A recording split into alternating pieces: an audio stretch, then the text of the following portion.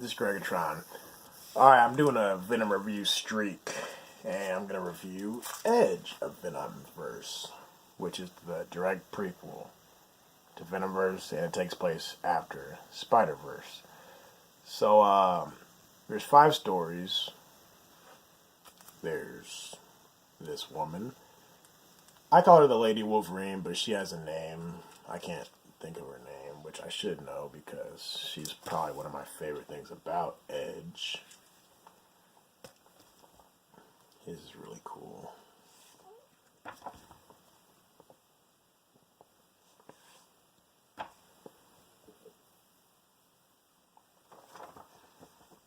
So I'll kind of, out of all of these, I'll focus on my 2 favorite, which is the Ghost Rider story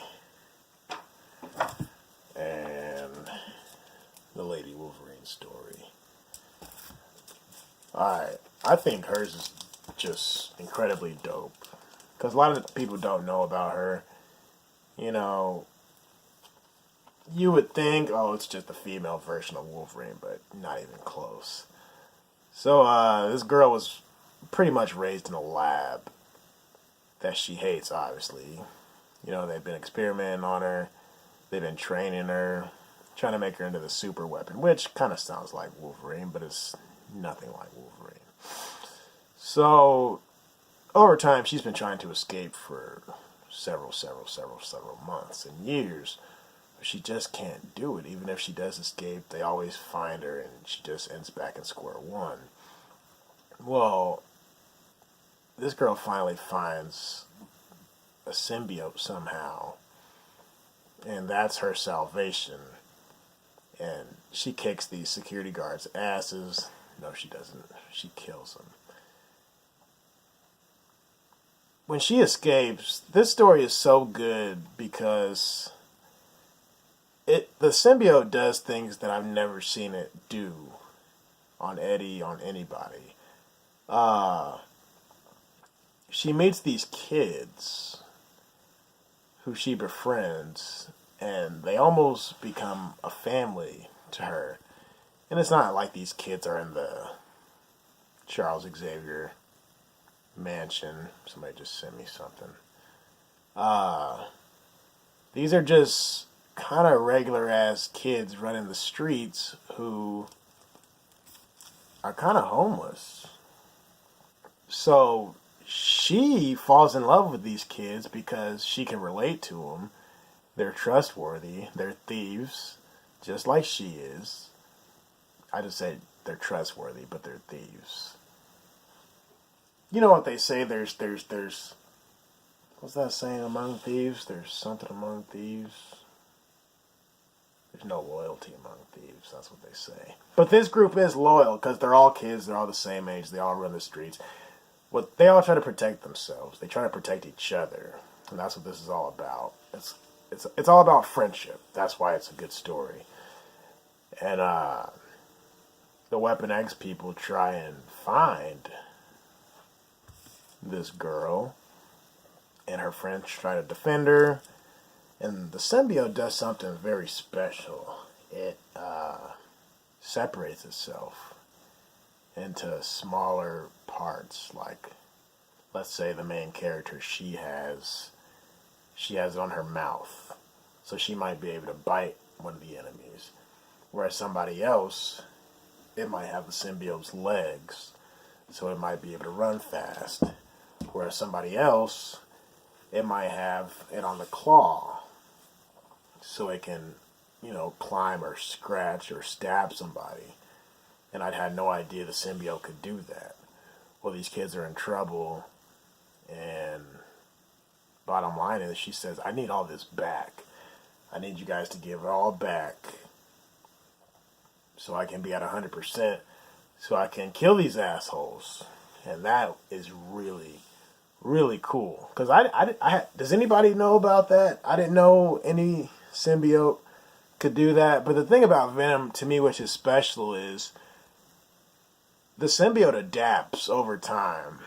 The symbiote is always learning, and it's always changing, and it's always adapting, which is really cool. Because you got to think about this, if if the symbiote was the same as it was in the 90s when the animated series came out, and even the 80s, whenever Venom started, then it would just be boring. Venom wouldn't be anywhere now. But when they show stuff like this, it's really cool because you get to see stuff in a different light. And plus, this is a different universe anyway. So, in different universes, of course, different shit's gonna happen. So I thought it's really cool. I mean, Edge is clean. It's a really good way to kick off Venomverse. Because when you get through these stories, the Venomverse itself is so much more special. You're going to appreciate it so much more. You know, there's a guy I work with, I let him borrow these, and he's ready. You know, he's ready for Venomverse. That's why I reviewed my Venomverse first, because I'm going to let him borrow it when I go to work today. So I wanted to get those out of the way. So I wanted to show him off, get it out the way, let him borrow it for however long he's going to have it. Let me talk about the Ghost Rider story real quick. This guy is not Johnny Blaze. You know, there's 3 Ghost Riders, I believe. And from my understanding, this guy,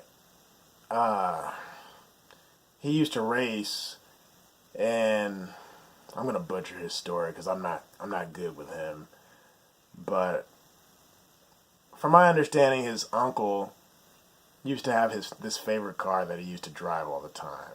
Well, basically, long story short, something happens to him to where his uncle gets into a car wreck and dies. Well, the essence of his uncle's soul is embedded in the car. So his uncle's soul is trapped in the car. So when he drives the car, this is before he's Venom, when he drives in the car, he can hear his uncle talking. He can hear the ghost of his own uncle talking to him while he's driving. But from my understanding, only he can hear it. And then he becomes Ghost Rider. And then he becomes Venom Ghost Rider. Which I thought was confusing because Venom hates fire. But they find a way for it to work out. Because, like I said, the symbiote adapts. But it's still weird how that shit works. Let me show you some pictures real quick. Yeah. So that's him. That's the car.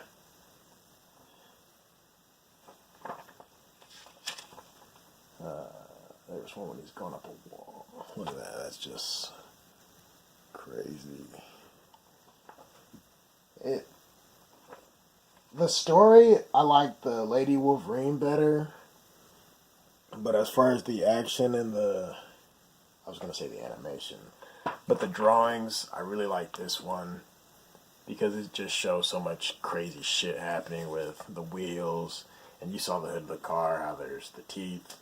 And he's got the chains and all that. It's pretty good stuff. The one I liked the least, let me see, was the Gwenpool Venom. This whole Edge isn't filler to me, because I feel like we could have really used it to appreciate the actual Venomverse itself. But to me, this does feel like filler, because she's intentionally trying to make fun of comic books, which that's what Deadpool does all the time. But it's like, we get it. We get it, Gwen. We get it. I just have no use for this. I mean, I don't need it in my life. Yeah. She's just joking around the whole time. She's just talking shit. I don't even remember this story. Not for real. I just remember her constantly making jokes. So, yeah. This could have been a 4-part series and I would have been fine with it. But yeah, overall, I give Edge of Venomverse, I guess this would kind of drag it down if you would count the average. I mean, I would give it a